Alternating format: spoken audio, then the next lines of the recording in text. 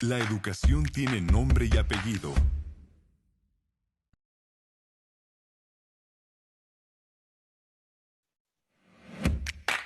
Cambio. La educación está en movimiento. Las formas de enseñar y aprender se transforman. Cercanía. Entendemos las necesidades de la comunidad educativa y proponemos soluciones integrales. Confianza. En todo momento, la calidad de nuestro proyecto educativo nos permite construir juntos.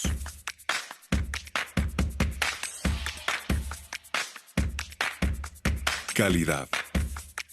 Hoy, más que nunca, la educación requiere calidad, flexibilidad e innovación. Compromiso.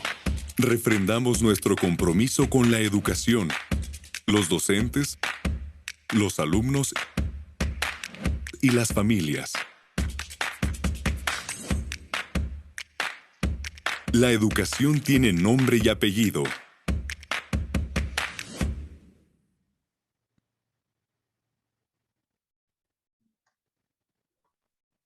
Buena tarde, en nombre de Macmillan Formación Profesional les damos la más cordial bienvenida a esta sesión en línea. Antes de empezar, les recordamos que nuestro plan de acompañamiento educativo Macmillan tiene como objetivo proporcionar a docentes, coordinadores y directivos el soporte pedagógico para el manejo de nuestros proyectos impresos y digitales, sumar a la profesionalización de los docentes mediante talleres y seguimientos presenciales y a distancia. Nuestro ponente del día de hoy es Jorge Enrique Barrón, maestría en Innovación Educativa y Profesionalización Docente por la Universidad del Tepeyac. 36 años en el ámbito educativo como docente, coordinador académico, director y supervisor académico en el nivel básico y medio superior. Ponente a nivel nacional impartiendo temas educativos en conferencias, talleres y asesorías a docentes, directores, supervisores y a padres de familia. Autor de los libros Educando a Jacob, Yo Eduqué a Jacob, Estrategias de Aprendizaje Conceptual de Alto Impacto y Estrategias Didácticas Centradas en el Estudiante y Práctica Docente en la Nueva Normalidad. Galardonado con el reconocimiento a la trayectoria docente Emma Godoy por parte de Alianza de Maestros AC, consultor en Macmillan Profesional. Los dejo con Jorge Enrique Barrón. Muchas gracias, Viri. Buenas tardes, maestros, maestras. Pues nuevamente bienvenidos. Es un verdadero placer que estén con nosotros en este webinar titulado Didáctica de la Pandemia. Y pues es un tema bastante, yo diría que complicado, un tema que a todos nos preocupa, nos sigue preocupando. Y la idea es, maestros, maestras, compartirles algunas herramientas que pueden ser de mucha utilidad, sobre todo en estas circunstancias que estamos viviendo. Entonces, reiteramos la bienvenida, esperando que al finalizar la sesión, pues, ustedes y yo nos vayamos satisfechos de esta sesión. Y el propósito fundamental es implementar estrategias de aprendizaje de enseñanza y técnicas grupales para mejorar el aprendizaje en este confinamiento. El producto a lograr pues, de esta sesión, pues es muy ambicioso, ¿no? Diseñar alguna estrategia de aprendizaje, alguna técnica grupal que a ustedes les sea atractiva y que la apliquen realmente con sus estudiantes.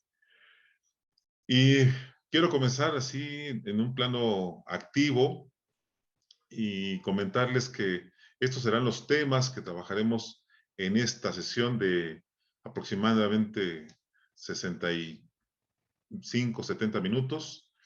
Vamos a hablar de la didáctica de la pandemia, qué significa esto, qué nos trae esta situación que estamos viviendo.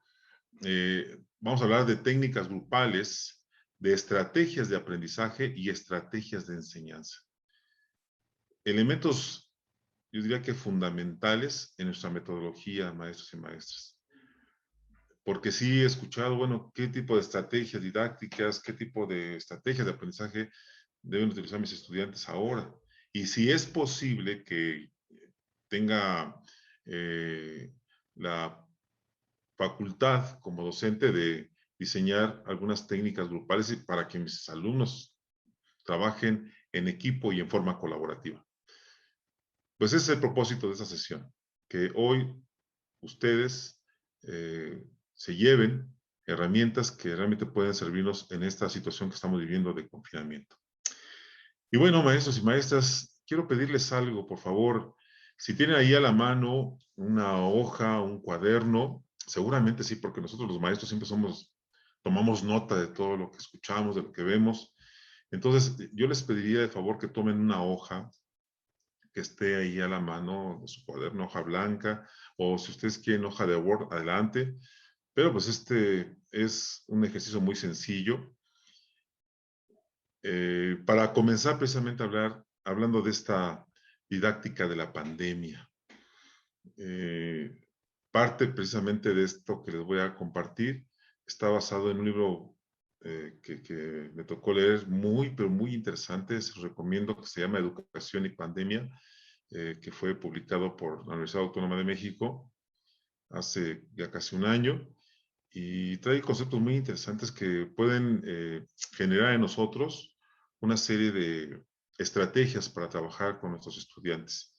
Y otra parte de esta sesión es, yo llamaría la parte operativa de esta sesión, está tomada de documentos que nuestra editorial ha publicado en bachillerato en una sección que se llama fichero didáctico, y que vienen estrategias muy interesantes que hoy les voy a compartir. Entonces, vamos a hablar en primer término de esta didáctica de la pandemia. Y quiero pedirles que en esa hoja blanca o en esa hoja de cuaderno, tracen por favor esto. Tracen hagan este trazo que parece una V. De hecho, es un diagrama de V. Trácenlo ahí en su hoja. Y les pido que en el vértice de este trazo escriban el título de nuestra sesión, didáctica de la pandemia. Solamente eso es lo que les pido en este momento, maestros y maestras, hacer este trazo. Yo diría que al tamaño de la hoja, tamaño carta o tamaño oficio, lo que tú hayas elegido, traces estas líneas en forma de V y en el vértice escribas didáctica de la pandemia. Es todo lo que vamos a hacer. ¿De acuerdo? Y a partir de este momento te pido tu atención, te pido que estés muy al pendiente de los conceptos que te voy a compartir, porque la idea es que a partir de ello vayamos armando este instrumento que se llama diagrama de V. Pues muy bien, maestros y maestras, vamos a comenzar. Voy a brincarme unos gráficos que hice aquí, porque esto va a ser para la parte final, y lo vamos a integrar a la información que tú vas a ir proporcionando. Cualquier pregunta, cualquier comentario, maestros, está el chat para que ahí hagas tus preguntas, tus comentarios, y ya daremos un pequeño espacio para poder platicarlo con ustedes, y además ir trabajando juntos, ¿no? La idea fundamental es esa, ¿no? Entonces, maestros, vamos a comenzar sin mayor preámbulo, y pues queremos comenzar hablando de esta parte, ¿no? El resignificado de la escuela. Ayer un maestro me hizo una pregunta escalofriante. Me dijo, maestro, ¿usted cree que debe continuar la escuela como institución? O sea, ¿debe continuar su existencia? Créanme que por un momento me hizo pensar, y recordé por ahí un libro de Gregorio Luri que se llama Pedagogía del Sentido Común, en el que él dice que la escuela debe enseñar aquello que realmente interesa tanto al estudiante como a la sociedad. Esa es la justificación por la cual la escuela está. Y además yo le agregaría la parte humana, que es importante. Sí, en efecto, tú y yo tenemos que darle ese resignificado a la escuela el día de hoy. esa parte humana y ese lugar donde los estudiantes pueden aprender lo que realmente es importante e impactante para ellos. Ojo y oído, maestros. Sí, definitivamente debe hoy más que nunca vincular lo que se hace en casa y lo que se realiza en la escuela. ¿Ha sido difícil? Sí, ha sido muy difícil. Por eso el tema de didáctica de la pandemia. O sea, de pronto papá y mamá han tenido que tomar riendas en el asunto y tomar decisiones y acompañar a sus niños. Y nosotros estamos muy al pendiente de cómo papá y mamá pues están siendo protagonistas de esto que me correspondía a mí como maestro. Ahora tengo que hacer a distancia y sí considerar el apoyo de los padres. Por lo tanto, debo considerar también esa flexibilidad curricular, no ser tan exigente. No es que me estén pidiendo que todos los estudiantes aprueben, no. Darles a ellos las herramientas necesarias para que puedan aprender. Se habla de nueva normalidad, maestros. Este tema de la nueva normalidad surgió hace más de 20 años. Pero claro, esta situación en la que vivimos de confinamiento pues nos hace entender que hoy tenemos nuevas formas de enseñar y nuevas formas de aprender, nuevas formas de convivir inclusive. Y la educación en línea se ha vuelto un boom, ¿no? Y cuando hablamos de educación en línea puede ser de manera sincrónica y asincrónica. ¿Sí? Puede ser en aulas virtuales, en plataformas, o bien como tú y yo estamos ahorita en una plataforma, conviviendo frente a frente. Nos ha cambiado la vida totalmente. Pero tenemos que fortalecer la importancia de la escuela, no como un espacio físico, sino como un espacio en donde el estudiante se siente tranquilo, cómodo, en confianza y sabe que ahí realmente está aprendiendo. Y la parte humana, que no se olvide. Y esto que dice Gregorio Luri, es donde se enseñan cosas que realmente interesan a los estudiantes. Por otra parte, maestros, y cuando hablamos de ese resignificado de la escuela, es, como ayer le comentaba una maestra, que crear esos ambientes propicios para el aprendizaje. ¿Sí? Un espacio en donde se aprende mediante la gamificación, mediante herramientas y recursos digitales que están a nuestro alcance y que hacen más atractiva la clase. Tu papel y el mío en este momento es fundamental, siempre y cuando tú y yo nos interesemos por las necesidades de aprendizaje de los estudiantes, por las necesidades contextuales en las que están viviendo. El papel del alumno también, o sea, tenemos que atraer al estudiante. Tenemos que hacer ver que aprender te va a llevar a rumbos maravillosos, que te va a llevar al éxito en la vida. Pero tenemos que transmitirlo realmente. Nadie da lo que no tiene. Entonces, hay que hacerlo.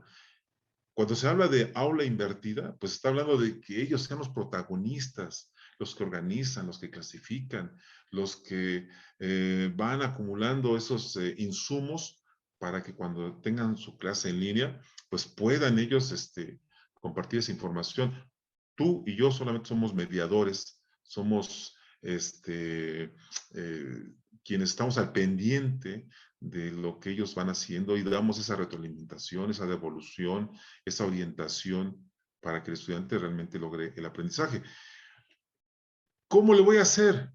Maestros, parte de nuestra metodología es el uso adecuado de estrategias didácticas que me garanticen el cubrir esos aprendizajes, ese aprendizaje esperado, ese desempeño deseado. Aquí viene el tema precisamente donde el maestro es el artífice, es el artista que sabe manejar exactamente una estrategia didáctica, una estrategia de aprendizaje, una técnica grupal, que es lo que hoy nos tiene aquí reunidos.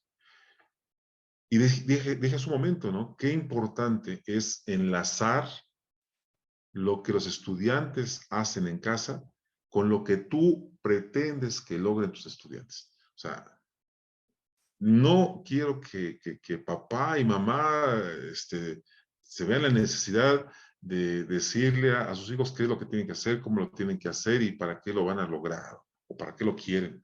Ese es el papel que tú y yo tenemos. Pero tenemos que vincularlo con lo que ellos hacen en casa. Y sí, necesitamos que papá y mamá, pues, en el mejor de los casos, y digo en el mejor de los casos, lo subrayo, pueda acompañar a sus hijos en este trayecto de aprendizaje. Sí, es importante que nuestros estudiantes tengan un tiempo de estudio, ¿verdad? Un lugar donde estudiar. Ojalá que todos tuviéramos la fortuna de estar en un espacio adecuado, con un dispositivo, un mueble en donde podamos acomodar nuestro dispositivo y un espacio donde no haya ruido. Pero tú y yo hemos sido hasta ahora, de algún modo, pues, hemos estado ahí atorados con el ruido. De repente pasa el señor de la basura, el del agua, el de todo, y de repente si tienes una mascota, pues ladra, y hay estudiantes que no, ni siquiera tienen un espacio, ¿no? Que tienen que compartir tal vez el dispositivo, el espacio para poder estudiar, el tiempo inclusive, porque ustedes saben que hay así como momentos en que la señal de internet es complicada, sobre todo como llaman ahora las horas pico, las horas complicadas. Entonces sí necesitamos definitivamente el apoyo de la familia para tener esos tiempos y esos espacios en los que el estudiante pueda hacer sus tareas, estudiar y tener una sesión con el maestro, si es posible, en línea. Y hoy, maestros, pues desafortunadamente la situación que vivimos nos agarró descuidados y no pudimos enseñar a nuestros niños, nuestras niñas, a nuestros estudiantes, esa parte fundamental que es la autorregulación. La capacidad precisamente para buscar los tiempos necesarios, los espacios, para entender mis emociones, para entender las de los otros, para saber qué tan importante es mi actitud y mi trabajo para que yo pueda ser autónomo en el aprendizaje. Ahora tenemos que hacerlo porque es una gran necesidad. Cuando hablo de flexibilidad curricular, maestros y maestras, hablamos precisamente de tener a la mano esas estrategias didácticas, esas estrategias de aprendizaje, esa capacidad tuya y mía de organizar la información, los contenidos temáticos para que mi estudiante aprenda realmente. Saber, fíjate, ¿qué contenidos temáticos hoy son de trascendencia e importancia para mis estudiantes? Perkins, en un postulado que llama Pedagogía de la Comprensión, habla de los tópicos generativos, temas que generen aprendizaje, temas que sean de interés y de impacto en el contexto de los estudiantes. Frida Díaz Barriga lo llama también enseñanza situada. Definitivamente, maestros, yo me declaro un superviviente, de la generación pandemia, porque tuve que aprender cómo manejar ciertas herramientas y recursos digitales para estar en una sesión en línea o una sesión en aulas virtuales donde yo pueda enviar información de manera sincrónica y que mis estudiantes también estuvieran al pendiente de esa información. Tuve que transformarme, inclusive transformar mis clases, no pueden ser las mismas que yo hacía. Me tocó ver a algunos compañeros maestros que estaban ya aquí como yo sentados y se ponían a hablar y los chicos, te aseguro que no estaban ni siquiera entendiendo qué es lo que decía el maestro. Si realmente quieres aplicar lo que llaman ahora aula invertida, pues que sean ellos quienes trabajen, ¿sí? Entonces, maestros, pues si estamos hablando de una nueva normalidad, pues también tenemos que hablar de una nueva forma de enseñar. Por ahí hay un libro que está inclusive publicado en internet que habla de las nuevas pedagogías, en la que Michael Fullan pues propone que los estudiantes, que los maestros estén a la par y que además hagan uso de esas herramientas y recursos digitales para que las clases se vuelvan más impactantes, se vuelvan más interesantes, ¿sí? Y sea, como dicen en la neurodidáctica, ¿no? Menos bla, bla y más oh, ¿no? Esta nueva normalidad nos exige pues una planeación didáctica que hoy ya se habla de la planeación híbrida, de la elaboración del diseño instruccional, se habla de planear las clases a distancia, de elegir las estrategias didácticas que en esta situación que estamos viviendo pueden ser de mayor utilidad. Entre otras, hay unas que maneja César Coll y también lo propone Frida Díaz Barriga, que son esas estrategias de indagación, como el método de caso, el aprendizaje basado en problemas y el aprendizaje basado en proyectos fundamentalmente. Y de ahí pueden derivarse el debate y la mesa redonda, etcétera. Y también pues tienes que diseñar tus clases para ese momento presencial, ¿no?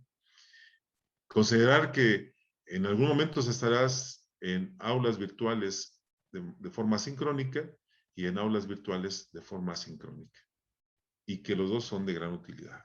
Un Classroom es de mucha utilidad. Estar en una plataforma de Zoom es de mucha utilidad, o de Meet, o de GoToMeeting, es de mucha utilidad.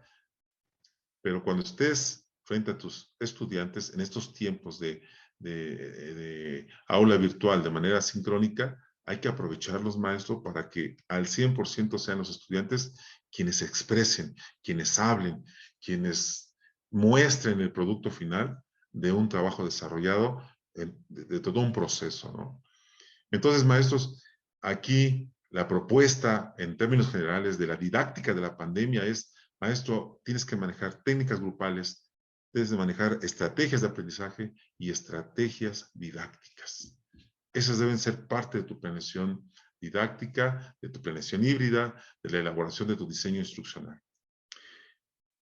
Y vamos al grano, maestro. Esto es, en términos generales, lo que podemos llamar didáctica de la pandemia, ¿no? Una forma de enseñar basada en una metodología, como tú y yo sabemos, centrada en el estudiante. Ya Carl Rogers hablaba de ese aprendizaje centrado en el estudiante.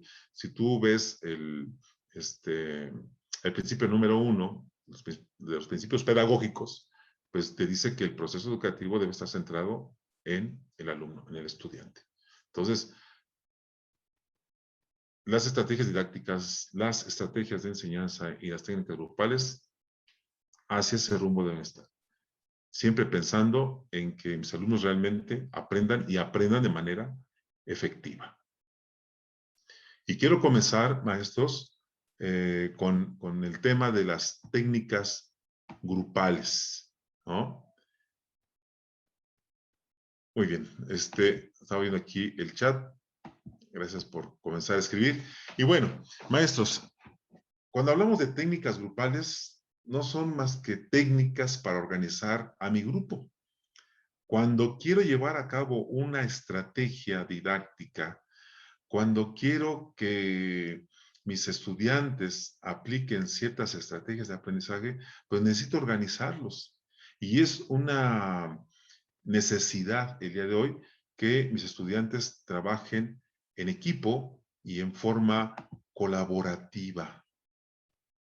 Y que además sepan que trabajar en equipo implica varias habilidades. Y la fundamental es la habilidad social, la inteligencia emocional, el saber que reconocer que yo tengo emociones y también reconocer las de otros y poder enlazarlas, poder equipararlas.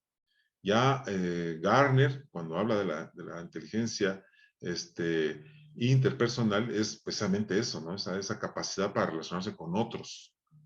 Y también Goleman, cuando habla de la inteligencia emocional, que es lo que les comento ahorita, ¿no? Esa capacidad de reconocer mis emociones, las de otros y poder enlazarlas.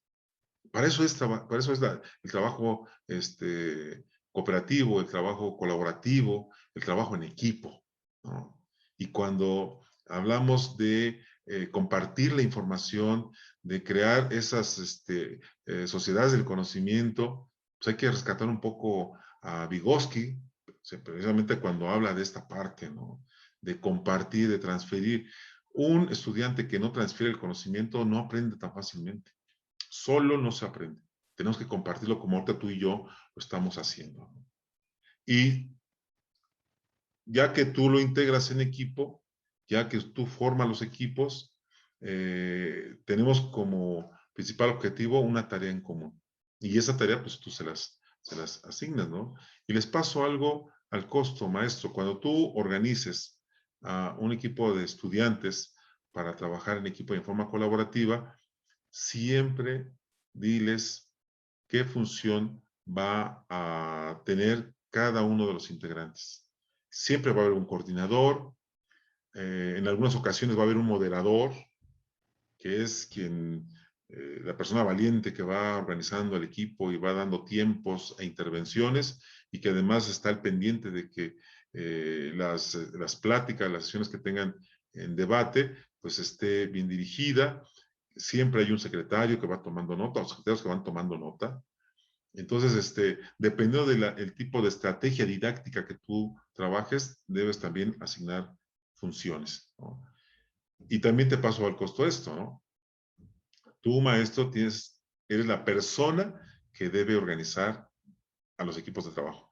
No les digas, ustedes organícense, y menos así, en esa situación a distancia, no les digas eso, ¿no? Tú organizas los equipos, si tienes la posibilidad de trabajar en línea, en una plataforma, pues ya nos proporciona esas herramientas para que la misma plataforma organice los equipos de manera aleatoria. Número 1, maestros, en cuanto los chicos se organicen en equipo, pues tú eres el experto. Tú sabes qué es realmente lo que van a hacer los estudiantes. No esperes a que ellos determinen lo que se va a hacer. No les digas, investiguen, busquen. Eso lo pueden hacer de manera individual. Pero cuando ya estén en equipo, es compartir la información. Y tú vas mediando esa parte. Pero no les digas, ya están en equipo, sí, ahora busquen información. No, no, no. Ya cuando estén en equipo deben ya tener esos insumos, esa información a la mano. Hay que reconocer, maestros, tú y yo tenemos que reconocer que hay diferentes estilos de enseñanza, pero también hay que reconocer que también hay diferentes estilos de aprendizaje. ¿Sí?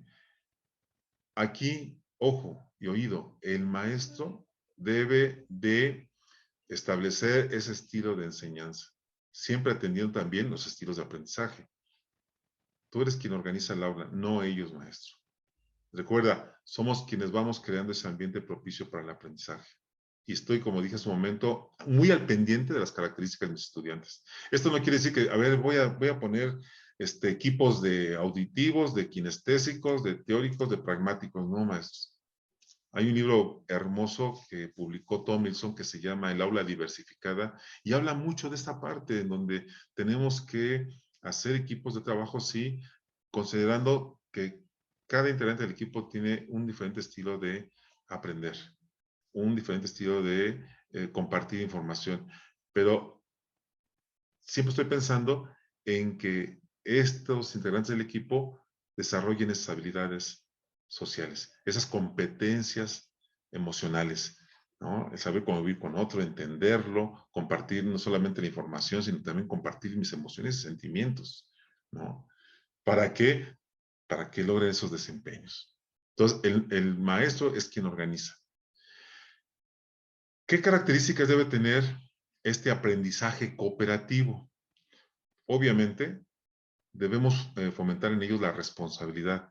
Una maestra decía hace unos días, oiga, pero no vamos a quedar así en equipo hoy y también mañana y pasado, no. Vamos rolando, ¿no? Esas asignaciones dentro del equipo, ¿no? Si hoy tocó ser coordinador, mañana tal vez te toque ser moderador y pasado mañana toque ser... Hay chicos que dicen, no, maestro, es que yo la verdad, miren, yo no quiero ser coordinador porque a mí esas cosas no me gustan. No, tenemos que involucrarlos. Tenemos que involucrarlos para que se desarrolle esa capacidad de responsabilidad, de cooperación. No es como sucedía de manera presencial, ¿no? Yo traje la cartulina y yo traje 2 colores. Y no, es cooperar con el material, sí, pero también colaborar con el trabajo que se está realizando. A mí me encanta que cuando los equipos están exponiendo, uno comente un aspecto, otro comente otro de la conclusión, y todos conocen plenamente el tema que se está exponiendo. Eso lo vamos a ver en una estrategia didáctica que se llama Web Quest, que es muy interesante. Claro, cuando tú los integras en equipo, pues debe haber esa comunicación y todos trabajan y todos cooperan. Fíjate cómo en estas características del trabajo cooperativo, maestros, maestras, te estoy proporcionando los indicadores para poder evaluar el trabajo cooperativo, el trabajo colaborativo. ¿Sí? Que todos cooperen, que todos compartan, que se respeten las opiniones de otros, que realmente esté trabajando en equipo. Yo inclusive les recomiendo a los maestros, darles una lista de cotejo para que el coordinador evalúe el trabajo en equipo, que todos se integren, que cooperen, que cumplan con sus funciones, que además respeten las opiniones de otros, que haya tolerancia, etcétera, etcétera, ¿no? ¿Para qué? Para que en automático se dé esa autoevaluación. Y como los clásicos decíamos, ¿no? Es una interacción cara a cara. Ahora es más complicado, pero sí se puede hacer, sí se puede trabajar en equipo. Si se pueden armar grupos en WhatsApp, en Facebook, se pueden armar foros en Classroom. Sí es posible, maestros. Y se los digo por experiencia. Tú abres un foro en Classroom, tú abres un foro también en Google, se puede trabajar. Sí, abres una página para que todos, una página viva para que todos puedan ahí plasmar sus comentarios y que sea por equipo. Entonces, sí es posible hacerlo y te digo, esta es la nueva normalidad. Bienvenidos, ¿no? ¿Qué habilidades y aprendizajes fomenta el trabajo cooperativo, el trabajo colaborativo? Yo le llamará, o sea, sí es cooperativo porque todos están ahí integrados, todos cooperan, pero también colaboran y se identifican inclusive unos con otros. Bueno, pues te aseguro que se fomenta la creatividad. Hay chicos que dicen, no, es que yo no puedo, pero cuando vean a su compañero cómo lo hace, comienza a adaptar y adoptar algunas habilidades de sus compañeros. Se vuelven creativos. Debe propiciar precisamente la comunicación tanto oral como escrita. Y sobre todo la escrita, perdón que lo diga, pero sí tenemos que ser más exigentes. Yo les he pedido a los estudiantes que envíen un texto de análisis, envíen una conclusión, envíen una síntesis en 5 o 6 renglones. Y después les pido 2 párrafos, y después les pido una cuartilla. Pero tenemos que rescatar esta expresión escrita que se está perdiendo esa posibilidad, porque pues para ellos es más fácil enviar un emoticón, un dibujo, un mensaje de ese tipo, a escribir todo el mensaje completo, ¿no? Y desde luego, como dice Garner, se desarrollan esas relaciones interpersonales. Hoy más que nunca, pues se necesita esa capacidad de adaptación, el pensar en el otro. Fíjense que, hago un paréntesis porque cuando llega esta situación de confinamiento, nuestros estudiantes de pronto se encontraron con que pues no sabían qué hacer ante situaciones problemáticas. Y es que muy pocos nos dimos a la tarea de trabajar estrategias didácticas como el aprendizaje basado en problemas, el estudio de caso, el debate, el aprendizaje basado en proyectos, en donde el alumno es quien analiza y después da solución a ciertas problemáticas. Esta es la gran oportunidad, trabajar en equipo y en forma colaborativa, de desarrollar esas habilidades. No te imaginas qué maravilloso es cuando ellos son capaces de analizar y sintetizar. Y esto lo vamos a ver en las técnicas y estrategias que te voy a compartir ahorita, ¿no? Obviamente trabajar en equipo, que no significa nada más, les digo, estar ahí cerca y decir somos 4, sino es yo colaboro, yo coopero, yo entiendo, yo tolero, etcétera, etcétera, ¿no? Y además se desarrolla la capacidad de liderazgo. El coordinador, les he dicho, el coordinador no es el mandamás, ni el que te manda por las hojas, ni el que te dice qué tienes que hacer. Es quien delega responsabilidades y quien se hace responsable del equipo. Por eso es importante hacer esa rotación, ese rol, ¿no? Y pues bueno, una competencia que es importante desarrollar sobre todo ahora es el tema de la asertividad, ¿sí? Es fundamental.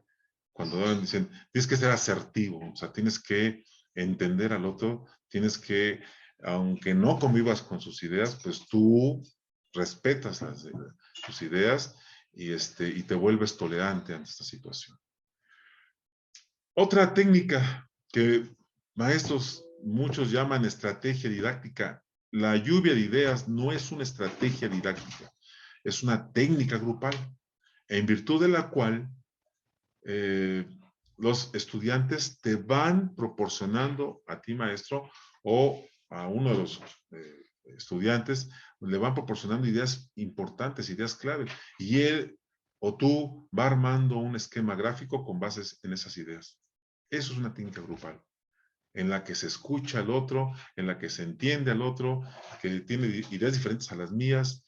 Si tú quieres desarrollar pensamiento crítico, maestros, la lluvia de ideas es una técnica grupal maravillosa, en donde se obtiene información gratuita y ya dosificada inclusive, ¿no? Eso es una maravilla, va creando un ambiente propicio para el aprendizaje. Todos cooperan, todos le entran con sus diferentes ideas, con sus diferentes puntos de vista. Nunca les digas eso no es. Diles sí, nada más que yo te voy a rescatar esta palabra o esta frase. Ya. Nunca les digas eso no está bien. Esta técnica grupal es útil precisamente para indagar sobre conocimientos previos, ¿no? Lanzas una pregunta, 2 preguntas, empiezan a recibir información. Estás trabajando aprendizaje basado en problemas que te den soluciones, pero diles, vayan pensando con base en qué me estás proporcionando esa solución. Entonces tú vas armando ese esquema. Pues un mapa conceptual, un mapa mental, en lo que ellos te van proporcionando esas ideas, esos conceptos, esas palabras clave.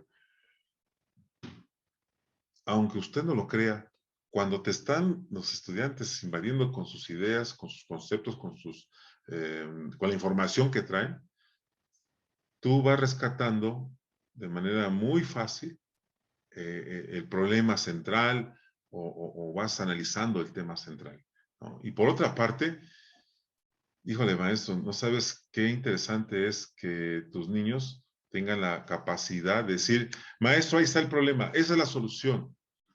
La lluvia de ideas te da para mucho, ¿no? La lluvia de ideas te da inclusive para aclarar situaciones, te da inclusive la posibilidad de que tus niños se vuelvan creativos, se vuelvan proactivos inclusive. Y de manera grupal puedes obtener conclusiones de un tema determinado. Para eso es útil la lluvia de ideas. Y recuerda, no es una estrategia, es una técnica grupal. ¿Sí? Es una técnica grupal. Y las características que estoy compartiendo es precisamente porque el objetivo educativo, el propósito educativo, pues es que trabajen en equipo, que colaboren, que integren ideas. ¿Sí? Solo eso, solo eso. Y ya tú sabrás si esas ideas las recopilas en un esquema gráfico, las recopilas en un resumen, tú sabrás qué hacer con esa información. O bien decirles a ellos, miren, aquí está el mapa conceptual, cópienlo. O aquí están las ideas más importantes, inclusive en algunas aplicaciones, en herramientas y recursos digitales, me parece que es Canva, tú puedes armar así como una especie de crucigrama con toda esa información. Maravilloso, maravilloso. O un infograma, me parece, ¿no? ¿Cómo se organiza? Bueno, maestro, pues tienes que lanzar la pregunta, tienes que motivar la participación. No les digas, a ver, ¿quién quiere participar? No, maestro, puntual. A ver, Jorge, Pedro, Viridiana, Luis, ¿qué traes el día de hoy? Porque hasta inclusive a mí me ha pasado, si yo les digo, a ver, maestro, ¿quién quiere participar? Pues todos se voltean a ver y uno mejor apagan su cámara y no. Lanza la pregunta, lanza las preguntas y motiva la participación de todos. Y diles, excelente, muy bien, nada más que solamente voy a rescatar 2 palabritas de lo que dijiste. Recuerda, nunca les digas, estás mal porque es una catástrofe y no vuelven a participar, ¿no? Por otra parte, lo que les decía, ¿no? O sea, sí dame una solución, pero recuerda, en un segundo momento, dime con base en qué me estás proponiendo esa solución. ¿no? Por otra parte, pues ya también tenemos aplicaciones en Classroom, tenemos un pizarrón ahí, también en Zoom nos proporciona un pizarrón para que tú vayas ahí escribiendo las ideas o ellos las envíen para que vayan cayendo en ese Jamboard, vaya cayendo ahí el Jamboard, se llama así la aplicación, vayan cayendo ahí las opiniones o los comentarios de tus estudiantes. O sea, también busca la parte de la gamificación, porque hay muchas herramientas para poder trabajar esto y que ellos se vayan plasmando las ideas. A ver, cópienlo, muchachos, o hagan una copia de pantalla y peguen. Entonces, se aprovecha más esta lluvia de ideas. Sí, definitivamente tienes que definir la participación, porque después de que ya contestaron como 5 o 6 personas la pregunta que tú lanzaste, ahora lanza otra pregunta y redefine quién va a participar para responder. O sea, dale dinamismo a esa lluvia de ideas. Y finalmente, maestros, maestras, pues lo que decía, ¿no? Delimita el número de intervenciones porque hay niños que quieren participar todo el tiempo y hay otros que no lo hacen. Entonces, por eso les digo, tú decide quién va a participar. Maestros, ¿qué habilidades se fomentan? Pues el trabajo en equipo, definitivamente, la creatividad, la capacidad de planificar, el análisis, porque eso que están lanzando tus estudiantes mediante una lluvia de ideas es esa capacidad de analizar una información. No te van a repetir, te lo aseguro, como periquitos toda la información y te lo van a lanzar como si fuera karaoke. No, te van a lanzar solamente aquellas ideas que ellos creen importantes, ¿no? Y pues estás también fomentando la toma de decisiones. Y algo que es básico en ese momento, el respeto y la tolerancia. Esa es la lluvia de ideas, maestro, maestra. Y definitivamente, pues, estás buscando algo que es una competencia social, que es la colaboración. Entonces, te acabo de compartir como técnicas grupales, el trabajo cooperativo y la lluvia de ideas. Hay otras, hay unas maravillosas, no nos va a dar tiempo para ver todas, pero por ejemplo la técnica de rejillas, qué linda técnica de rejillas, es maravillosa, ¿no? El de corrillos, que se puede hacer en una sesión en Zoom, ¿no? Te la paso rápido al costo. Tienes 20 alumnos, armas 5 equipos de 4 personas, a cada equipo dale un tema, y después reintegra equipos de tal manera que hagas, no sé, 4 equipos de 5 personas. ¿Por qué 4 equipos de 5 personas en el segundo término? Porque ahora en cada equipo hay un integrante que trae un tema distinto. ¿Me explico? Y después lo regresas al equipo de origen para ver cuánta información pueden recopilar, ¿no? La técnica de rejillas, maravillosa. En esta situación que estamos viviendo, sí se puede llevar a cabo. Vamos con las estrategias de aprendizaje, maestros. Hay un libro muy hermoso que se llama Estrategias docentes para un aprendizaje significativo de Gerardo Hernández y Frida Díaz Barriga. Entre otras cosas, algo que se aprende, y digo, es un libro hermoso porque te ofrece una serie de alternativas para poder trabajar en clase con esas estrategias de aprendizaje. Las consideran estrategias de aprendizaje porque son estrategias que utilizan los estudiantes para lograr esa autonomía en el aprendizaje, para comprender, para aprender, para codificar, para recordar información, para vincularla con otra información. Entre otras estrategias de aprendizaje, las más conocidas son las estrategias de elaboración, el subrayado, la señalización, el resumen, los organizadores gráficos. Cuando el alumno los utiliza para conocer, para aprender, para comprender, para recordar información, son estrategias de aprendizaje. El mapa conceptual, el mapa mental, el mismo diagrama de V pueden ser estrategias de aprendizaje cuando el alumno los utiliza para aprender, ¿no? ¿Como cuáles? Como el mapa mental. Hermoso, precioso el mapa mental, maestros y maestras. A ti y a mí nos encanta hacer mapas mentales. El mapa mental representa la forma en que pensamos, que es una forma radial en la que pensamos, para comprender, para recordar conceptos, para recordar frases, acontecimientos. ¿Qué características tiene un mapa mental? Bueno, como decía hace un momento, el tema central va precisamente en el centro de la hoja o el centro del cuaderno, y vamos creando ramificaciones o bifurcaciones o líneas alrededor del tema central, y en cada ramificación, en cada bifurcación, vamos agregando palabras, conceptos, imágenes, símbolos, con colores. Maestros, en la vida hay un mapa mental parecido a otro. Son totalmente distintos. Porque de pronto, cuando el maestro quiere evaluar mapas mentales, quiere que todo tenga, que todos los mapas mentales tengan la misma información. No es así. El mapa mental representa la forma en que cada uno de tus estudiantes percibe la información.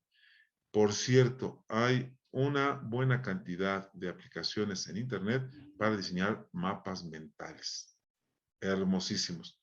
Sin embargo, yo les digo a los muchachos, primero arrastren el lápiz y después encárguense de la parte decorativa, hermosa de nuestras aplicaciones. Pero primero arrastren el lápiz, ya después pásalo ahí a limpio, porque de lo contrario, están más preocupados por el diseño que por el contenido del mapa mental. Y recuerden, comienza a diseñarse el mapa mental a partir del centro y va recorriendo, como las manecillas del reloj, esas bifurcaciones hasta llegar otra vez al centro. ¿Sí? ¿Cuántas imágenes, cuántos símbolos, cuántas palabras, cuántas frases? Las que considere necesarias el estudiante. ¿Cuántos colores? Los que él considere. ¿Sí? Eso es muy personal. Eso es un mapa mental como este. ¿Sí? Asocia conceptos, asocia imágenes, asocia por medio de los colores, pero créeme que es la forma en que ellos perciben la información. Es maravilloso. Trabaja los mapas mentales con ellos. ¿Sí? Te aseguro que los autores de los mapas mentales, los hermanos Bauzán, no van a decir nada porque tú le des otro estilo. La idea fundamental es plasmar mediante imágenes, símbolos, palabras o frases, con ayuda de los colores, información importante. ¿Qué habilidades fomenta el desarrollo de mapas mentales? Pues definitivamente la capacidad de análisis y síntesis, porque te está sintetizando la información de manera gráfica. Definitivamente el pensamiento creativo. No sabes qué hermosos mapas mentales se entregan cuando le agregan color, cuando le agregan la imagen, cuando le agregan el símbolo. Por eso les digo, háganlo en una hoja blanca, plásmenlo ahí, y después si quieren, si eres muy diestro, pues también hazlo en una aplicación. MyMaster por ahí habla de, es una aplicación muy fácil de manejar, ya lleva años, ¿sí? Virgilio Hernández publicó un libro de mapas conceptuales maravilloso que es muy diferente a los mapas mentales. Obviamente, cuando el alumno y tú ves ese mapa mental completo, no, hombre, tienes un panorama general de la información sobre un tema determinado. Ahí el alumno es capaz de discriminar, de ver cuál es la idea relevante y la idea secundaria de una información completa. Aquí te hago una aclaración muy importante, maestro. La diferencia entre mapa conceptual y mapa mental es que en mapa conceptual jerarquizas conceptos. Hay conceptos importantes, conceptos secundarios y conceptos inclusivos. Y en el mapa mental hay una forma radial de representar los conceptos y lo que sucede es solamente que acomodas de manera personal los conceptos, las imágenes y los símbolos. ¿Sí?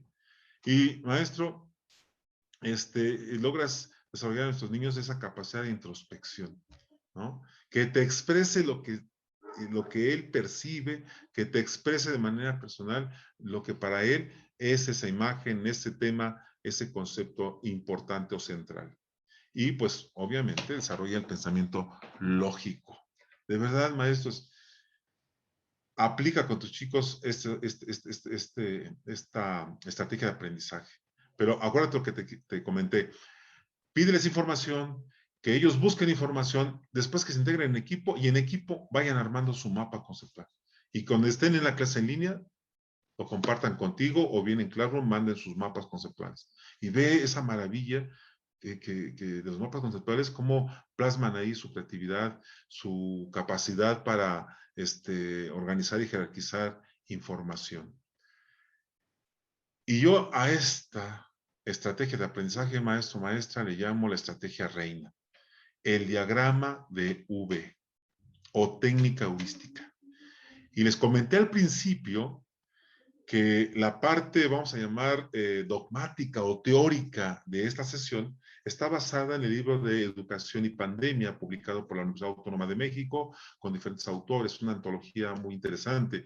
Pero la otra parte que te estoy compartiendo está basada en el fichero didáctico, que es parte de los recursos para el profesor que nuestra editorial ha diseñado. Si quieres consultar este fichero, pues no dejes de buscar a nuestros representantes, a nuestros consultores, para que nos compartan ese fichero maravilloso. ¿Por qué te digo esto? Porque no he encontrado libros que de manera didáctica me digan cómo trabajar el diagrama de V o técnica heurística, en donde el alumno puede profundizar, puede darle significado a lo que está aprendiendo, y ahí sí realmente se trabaja la metacognición de manera expresa, de manera maravillosa. Ya lo decía Brunner, debemos buscar en los estudiantes que descubran su propio conocimiento. Y la técnica heurística está encaminada a eso, llegar a un resultado con tus propios procedimientos. ¿Por qué se llama diagrama de V? Pues precisamente por la forma que tiene. Se respeta el diagrama de V original de Gowen y Novak, en el que del lado izquierdo se deben trabajar los elementos conceptuales y del lado derecho los elementos procedimentales. Gowen y Novak lo crean para trabajarlo en las ciencias exactas, física, química, matemáticas o las ciencias puras, ¿no? En este fichero que te comparto, que es parte de los materiales que se ofrecen a los maestros en nivel bachillerato, lo explica de manera muy didáctica para trabajarlo en cualquier campo de estudio y en cualquier grado, en cualquier nivel de estudios. Un elemento importante del diagrama, pues es obviamente el tema, el evento o el fenómeno de interés que se quiere trabajar con tus niños. Un segundo elemento es un organizador gráfico, el que tus niños quieran, mapa mental, mapa conceptual, un cuadro sinóptico, una red semántica, los que Julio Pimienta maneja en su libro que por ahí publicó sobre estrategias de aprendizaje, tiene una cantidad exorbitante de organizadores gráficos, el que quiera, pero que se relacione con el tema que se está trabajando, ¿sí? Mi tema, ahí está en el vértice del diagrama, y en la parte izquierda, que tus niños elaboren un organizador gráfico de ese tema. El organizador gráfico que ellos más, es más, hasta híbridos pueden hacer de organizadores gráficos. El tercer elemento de un diagrama de V, maestros y maestras, es precisamente la pregunta central. En la pregunta central, maestro o maestra, está la clave, el éxito o el fracaso de este diagrama de V. Si tú haces una buena pregunta, hombre, vas a lograr que realmente tus niños descubran su propio conocimiento. Vas a lograr que vayan más allá del mero conocimiento. ¿Cómo qué preguntas? Por ejemplo, ¿por qué llueve en lugares áridos? ¿Cómo, maestro? ¿En lugares áridos? Sí. ¿Por qué ahora está lloviendo en lugares áridos? ¿Por qué nieva en lugares donde jamás nevó? Le pasó hace poco a Bolivia, a Perú, ¿no? ¿Por qué los peces siempre tienen los ojos abiertos y están dentro del mar? ¿Por qué vuelan los aviones? ¿Cómo aprendemos a hablar? Preguntas que vayan más allá del mero conocimiento, pero que se relacionen con el tema. ¿Sí? Eso es importante. Del lado izquierdo, donde están los elementos conceptuales, están los conceptos básicos que debe aprender el alumno. Ahí está la información básica que debe aprender. Cuando tú le ofreces la pregunta, ya lo estás llevando más allá del mero conocimiento. Y lo hermoso del diagrama de V es que en la parte derecha responden a esa pregunta que tú les hiciste, pero cada respuesta que emitan debe tener argumentos. Esto es excelso, maestro. Cuando un alumno es capaz de ofrecerte argumentos o sustento de lo que dice, ahí realmente estamos trabajando el pensamiento crítico. Y este diagrama de V, maestros, fomenta, desde luego, la capacidad de observar con atención, sobre todo establecer relaciones entre lo que se aprende y la forma en que se aplica lo que se aprende. Obviamente los ayudas a reflexionar, los llevas a reconocer cómo se va procesando la información, cómo logran aprender, los desarrollas en ellos la capacidad de inferir y sobre todo, otra vez, el tema de analizar y sintetizar. Increíblemente, maestro. Y este diagrama de V está muy relacionado con esa estrategia de aprendizaje que se llama ensayo. Y ahorita te voy a decir cómo se puede hacer un ensayo con base en el diagrama de V. Y el ensayo, maestro, es una estrategia de aprendizaje maravillosa. ¿Por qué? Porque en él el alumno se expresa. En él el alumno logra aplicar lo que aprende. Y además es capaz de ofrecer una postura respecto al tema que se está viendo. ¿Cómo se organiza? Pues tú tienes que provocarlo. El diagrama de V es una manera maravillosa de provocar para que el alumno piense, organice la información y mediante una pregunta, él ofrezca respuestas y argumente esa respuesta. Si eso lo plasma en una hoja, está trabajando un ensayo. O sea, tiene que hacerlo sobre un tema, sobre una problemática, una situación problemática, un suceso, un caso, ¿sí? Y eso tú lo tienes que propiciar. Además, de manera automática casi, maestro, te puedo decir que ellos buscan información, organizan, clasifican información y la reflexionan. Hace poco vi por ahí una instrucción que decía, lee el tema y reflexiona. El decir reflexiona no le dice nada al estudiante, pero si tú lanzas preguntas de cómo, por qué, para qué, estás propiciando que se cuestione y que además reflexione, sin que le digas reflexiona, piensa, analiza. Sí, pero ¿cómo? Y además, en el ensayo, pues estás dando la posibilidad de que ellos también aprendan a redactar y a revisar información. Esto tú lo haces, tú lo organizas. No les digas, hagan un ensayo, velos llevando de la mano. A partir del diagrama de V, por ejemplo, te digo que hablamos de un tema, que busquen información, la organicen, la clasifiquen en un esquema gráfico. Después eso, tú lánzales la pregunta, esa pregunta central de la que hablábamos, que ellos busquen respuesta a esa pregunta y que además la argumenten. Toda esa información que la pasen en un texto y en automático están diseñando un ensayo. ¿Qué habilidades fomenta? Fíjate cómo estamos siendo repetitivos porque estas técnicas grupales, estas estrategias de aprendizaje están fomentando precisamente la capacidad de análisis y síntesis. Nos exigen que nuestros niños sean pensadores críticos y analíticos. Bueno, esta es la gran posibilidad de hacerlo. ¿Sí? Estas habilidades son las que fomenta el diseño de un ensayo, pero a partir de una técnica como puede ser el diagrama de V. Y te lo digo por experiencia, si yo les digo a mis estudiantes, hagan un ensayo, me hacen un resumen, me hacen una inferencia, me hacen una síntesis, pero no me hacen un ensayo. Llévalos de la mano. Acuérdate, uno de los principios pedagógicos es que tú y yo somos el modelo a seguir. Cierro con esto, maestros y maestras.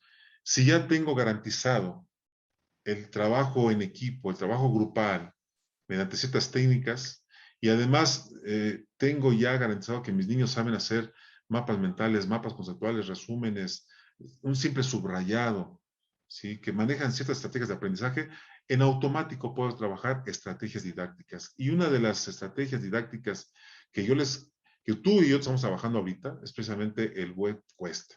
¿Qué significa esto? No es más que buscar información en sitios confiables, sitios de interés confiables, en ligas confiables que están en Internet, que es algo que nuestra editorial siempre tiene, pero muy al pendiente, ¿no? De estar ofreciendo ligas que realmente sean confiables y que además estén vivas, que se estén transformando continuamente.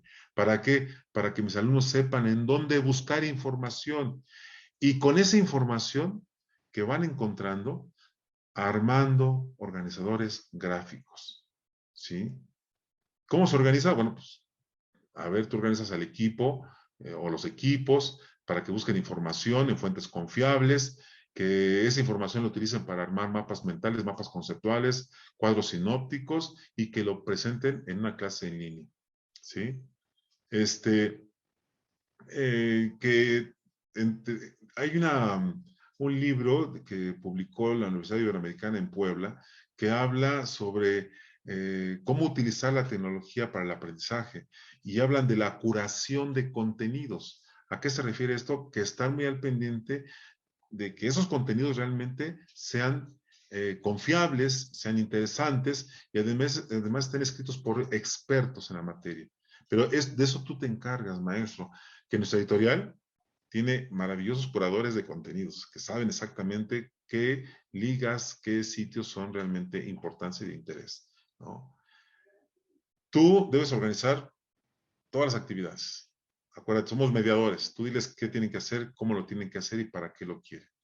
No les dejes a ellos toda la responsabilidad. Eso es poco a poco. Si realmente queremos crear un aula invertida, debemos llevar a cabo el trabajo, primero que nada, nosotros, ¿sí? Entonces tú eliges el tema, la forma en que se organizan, la forma en que trabajan.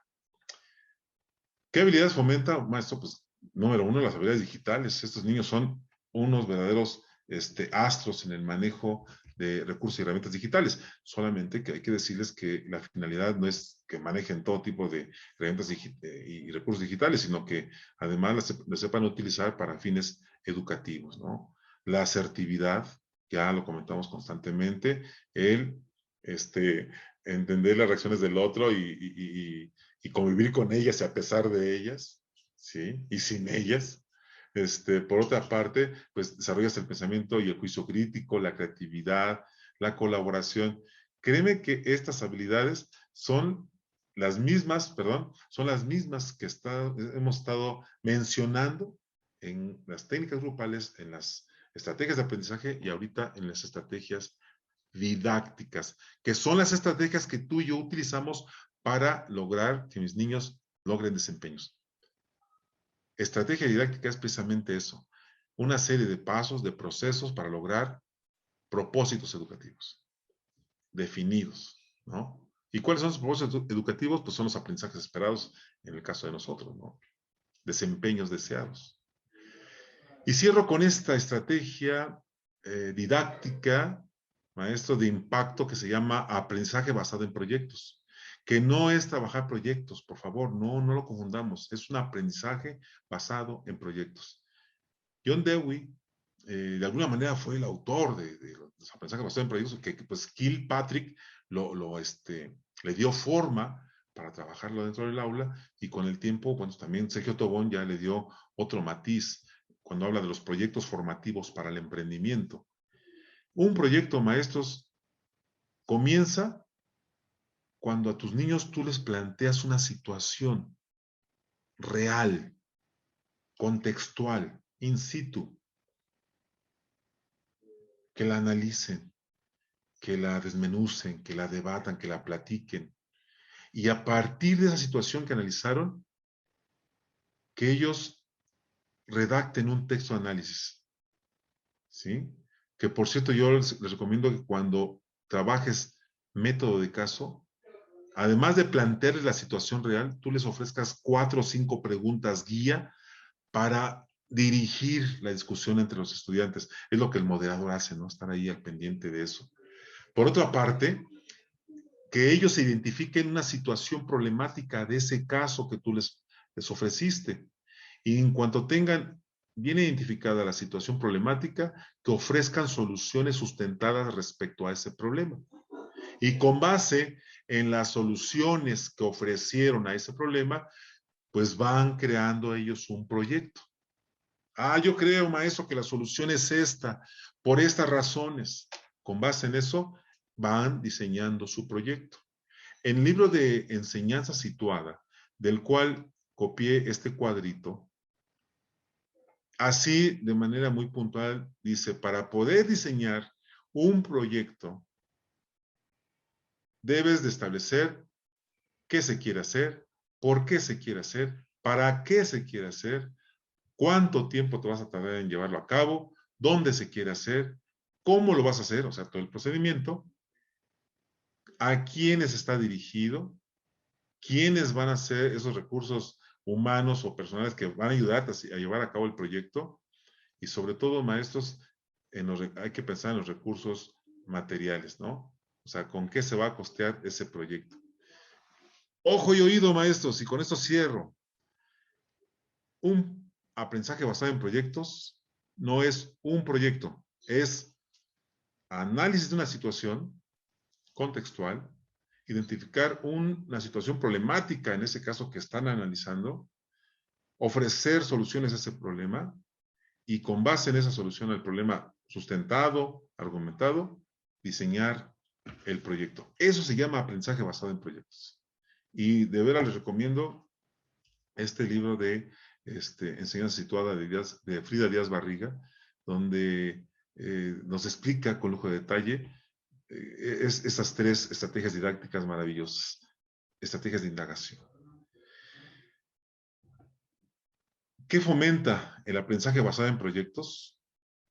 Y te reitero, todo lo que te acabo de compartir está en ese fichero didáctico maravilloso que es uno de los recursos para el maestro que están en nuestra serie Praxis.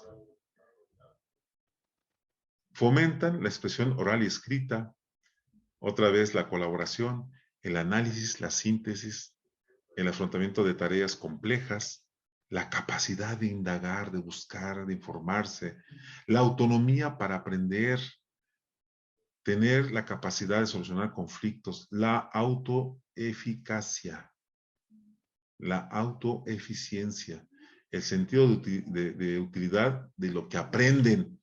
Ahí le ven plasmado en un proyecto lo que aprendieron contigo, ¿no? Y sobre todo, si quieres desarrollar la capacidad de solucionar problemas, pues hay que basarse en situaciones reales, contextuales, y ofrecerles preguntas que los conflictúen, que los lleven al estrés cognitivo, ¿no? Le van a permitir, maestros, regresar.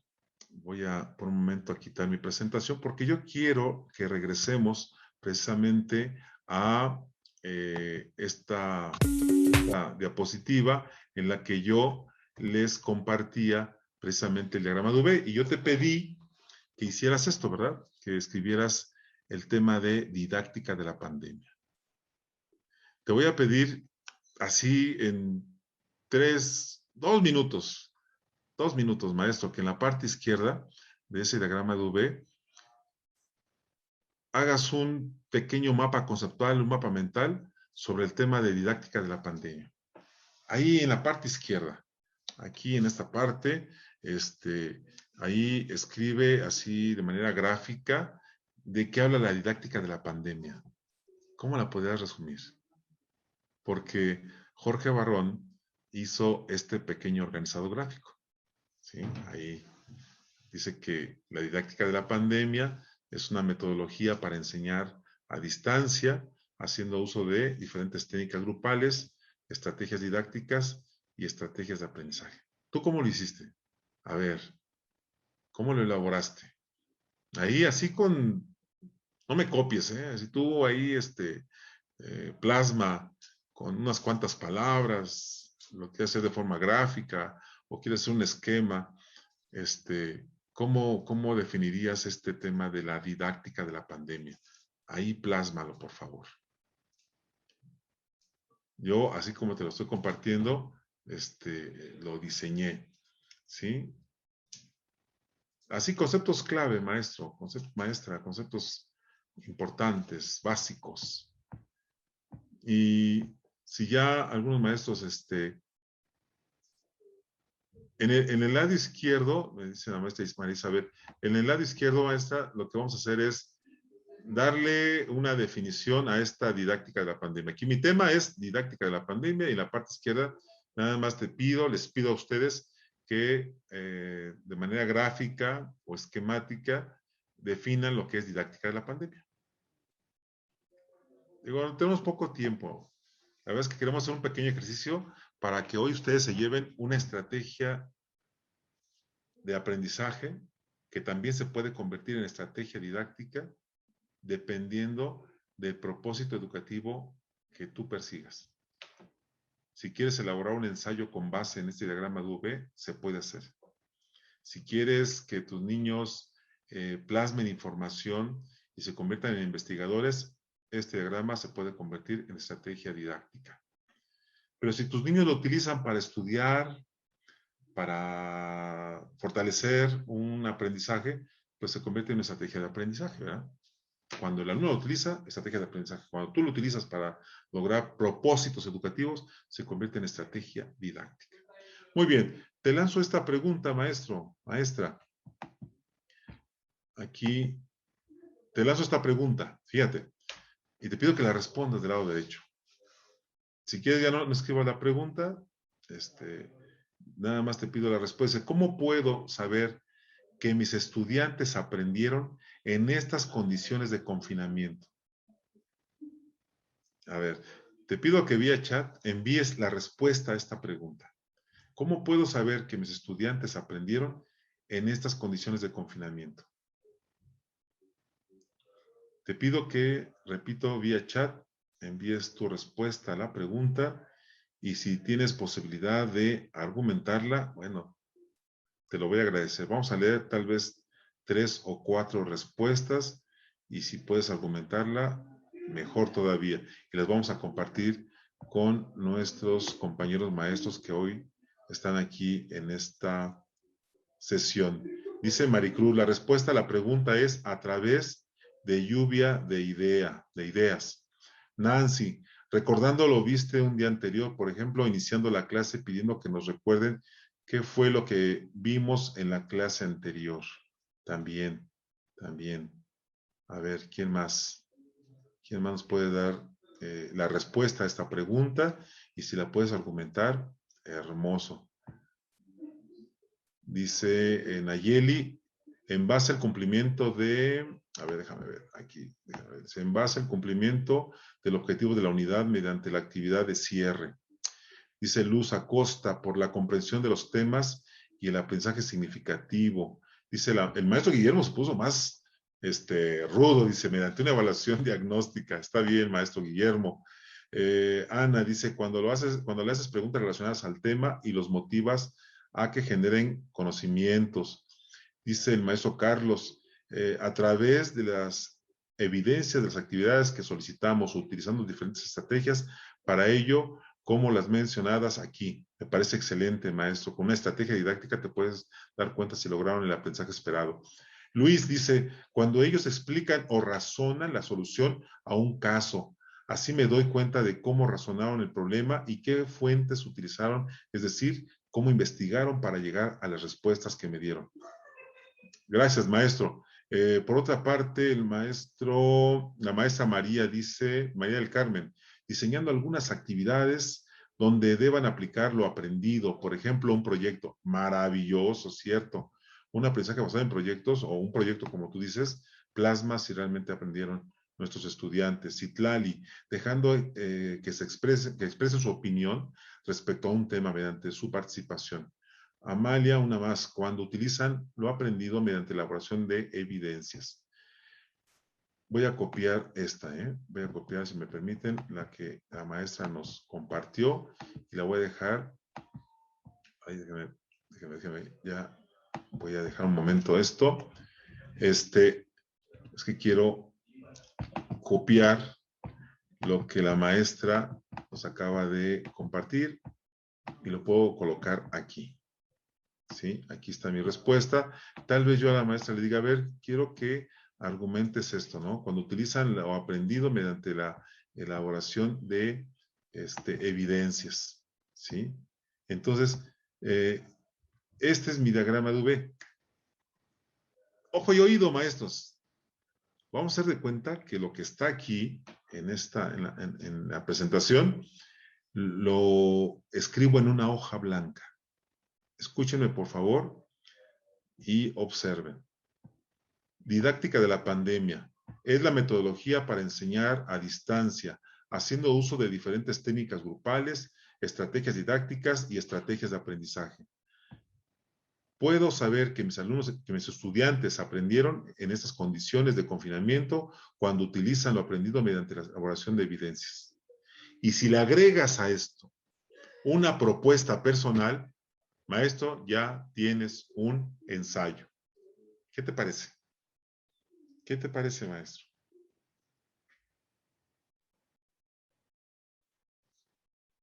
Por eso decía hace un momento que puedes utilizar esta estrategia de aprendizaje como base para diseñar un ensayo, ¿no? Entonces, pues, ve qué maravilla, maestro. De verdad, tú y yo somos verdaderos artistas de la enseñanza. Didáctica es el arte de enseñar. Entonces, te acabo de compartir una herramienta maravillosa. En cualquier nivel de estudio lo puedes trabajar. En cualquier campo de estudio lo puedes trabajar. Y de verdad, cuando tuve oportunidad de ingresar al fichero didáctico de nuestra editorial, me di cuenta que ahí estaba explicado de manera detallada y didáctica cómo trabajar cada una de estas estrategias didácticas, sobre todo el diagrama de V, que pocos dominamos y sobre todo pocos aplicamos con nuestros estudiantes. Muy bien, maestros y maestras, pues se nos fue el tiempo volando.